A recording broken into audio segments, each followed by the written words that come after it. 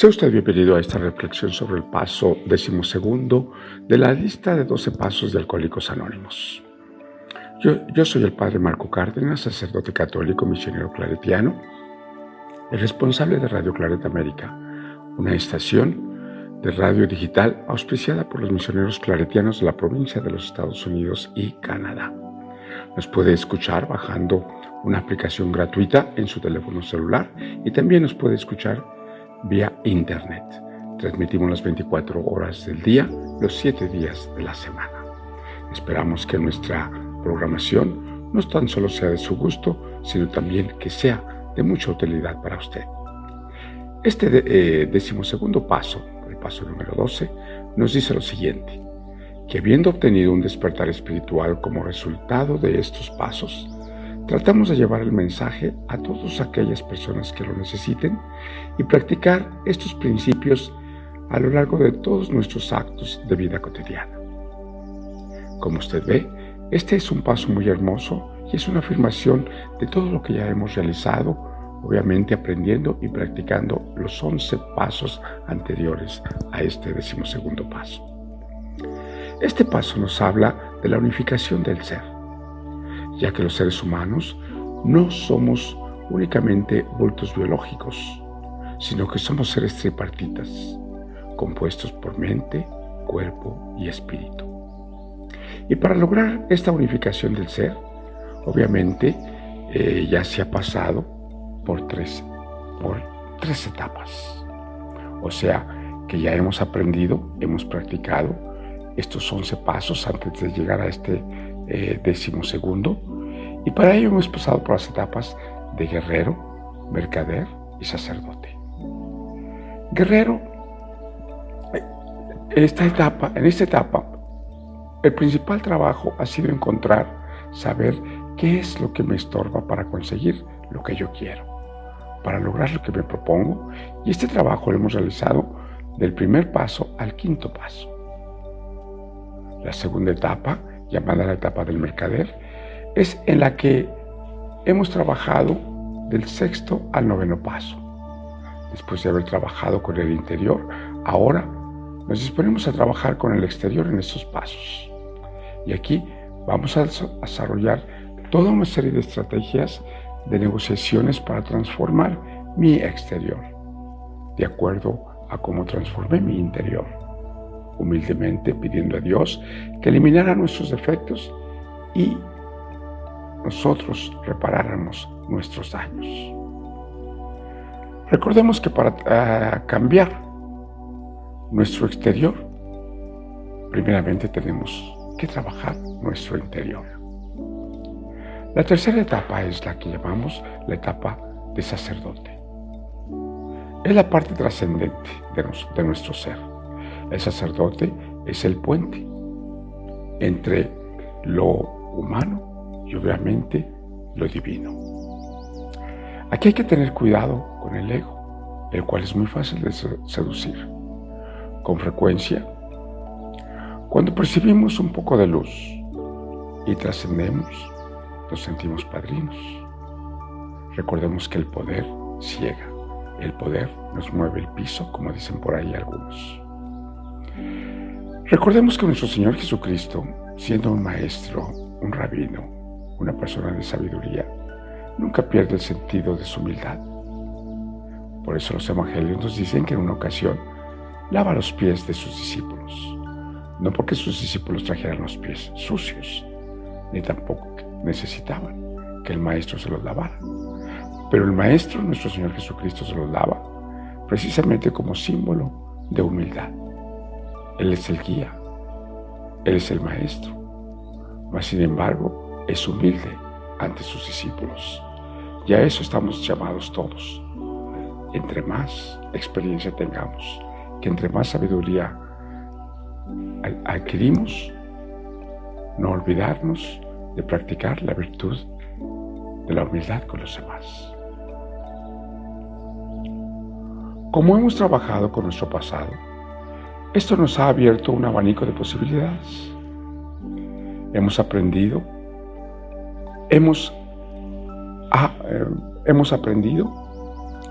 que ha aparecido un faro que nos dice, es por aquí el futuro. Entonces, al cambiarse nuestro futuro, nuestro presente también cambia. Y se hace presente la alegría, el entusiasmo, y todo ha sido gracias a la forma en que hemos practicado estos 12 pasos. Esa alegría de vivir hace que se atraiga a los demás, así como el fuego. El fuego atrae, por eso nuestros ancestros hacían el ritual del fuego.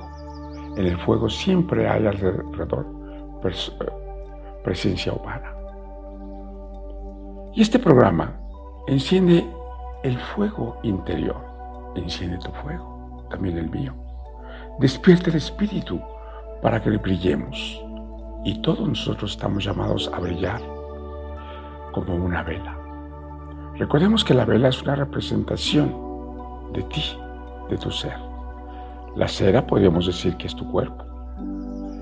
El pabilo es tu mente y la llama es tu espíritu, que está siempre encendido. Y el servir y transmitir a los demás es una forma de mantener nuestra luz siempre encendida. Este paso nos dice que habiendo obtenido un despertar espiritual como resultado de otros pasos, o sea, tenemos que practicar consecutivamente los pasos para llegar a un despertar espiritual. Y este 12º paso nos señala cómo lograr este despertar de conciencia. Y estar aquí y en el ahora es el mejor presente y el futuro es muy prometedor. Se deja de tener miedo a morir cuando se ha aprendido a vivir. ¿Cómo surge el despertar espiritual? El despertar espiritual es un proceso de conciencia en el que progresivamente te vas aceptando tal como eres. Es decir, con tus errores y limitaciones, sin juzgarte ni rechazarte tú mismo. Y no es ser indulgente, ni estar resignado, sino que es aprender a admitir que eres humano con defectos y virtudes. Recordemos que la palabra humano quiere decir imperfecto. Por lo tanto, tenemos que reconocer y aceptar que somos seres humanos, que no somos dioses, por lo tanto que somos seres imperfectos, que en ocasiones también solemos equivocarnos. El desafío es aprender de esos errores y de esas equivocaciones para evitar volver a caer. Esta introspección o este viaje a nuestro interior y aceptación de sí mismos será lo que evite que nos maltratemos a nosotros mismos, que nos critiquemos y nos juzguemos, poniendo de nuestra parte para mejorar y modificar nuestra conducta sin herirnos. Y el despertar espiritual no es una opción, es una obligación si queremos ser libres y deseamos vivir una vida de paz y de armonía.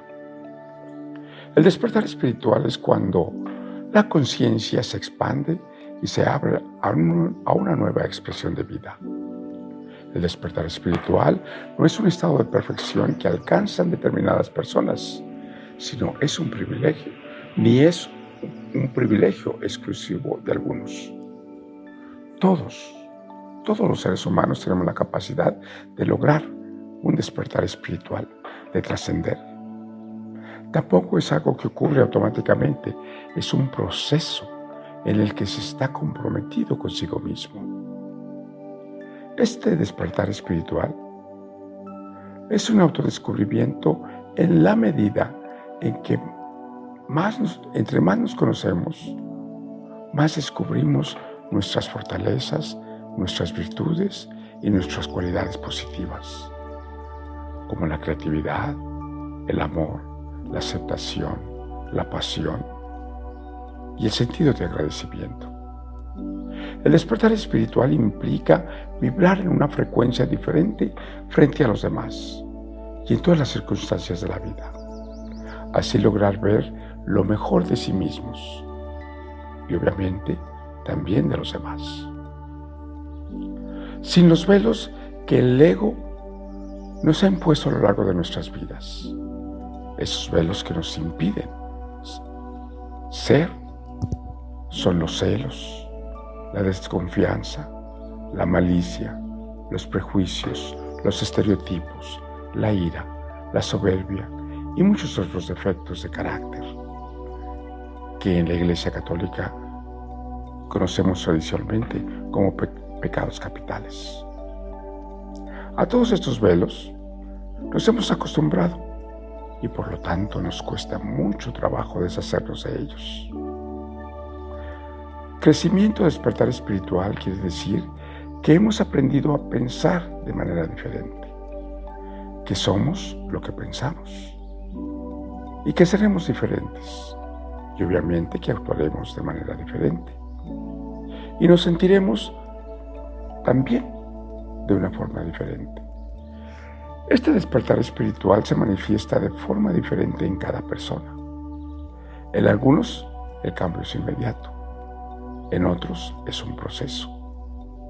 Este paso nos pide llevar este mensaje y compartir nuestra experiencia con los demás, porque en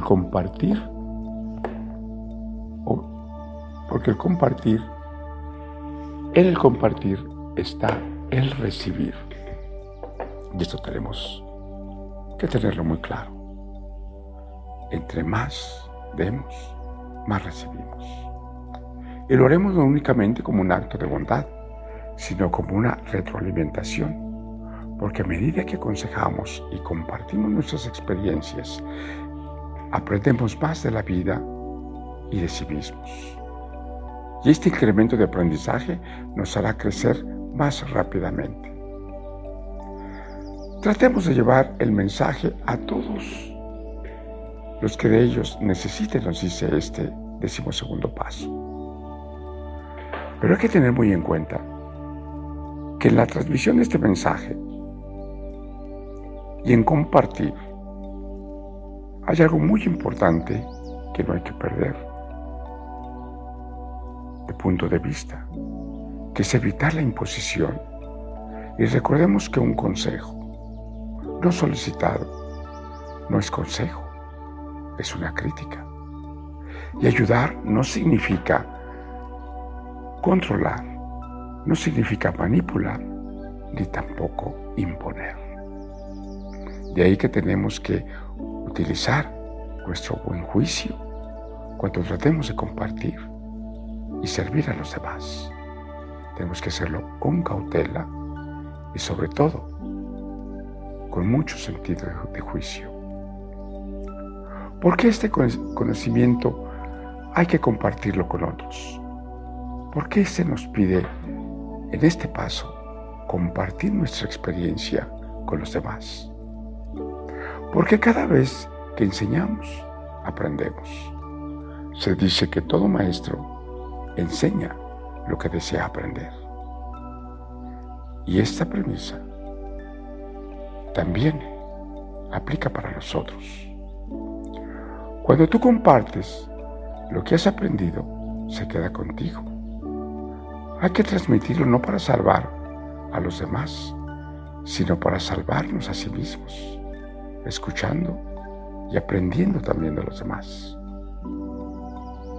El apóstol Marcos, en sus textos bíblicos, y para ser más preciso en el capítulo 6, versículos de 7 al 13 nos dice, y nos narra que nuestro Señor Jesucristo llamó a los 12 discípulos y los envió de 2 en 2, dándoles poder sobre los espíritus impuros, y les ordenó que no llevaran para el camino más que un bastón, que no llevaran pan, ni provisiones, ni dinero, que fueran calzados con sandalias y que no tuvieran 2 túnicas.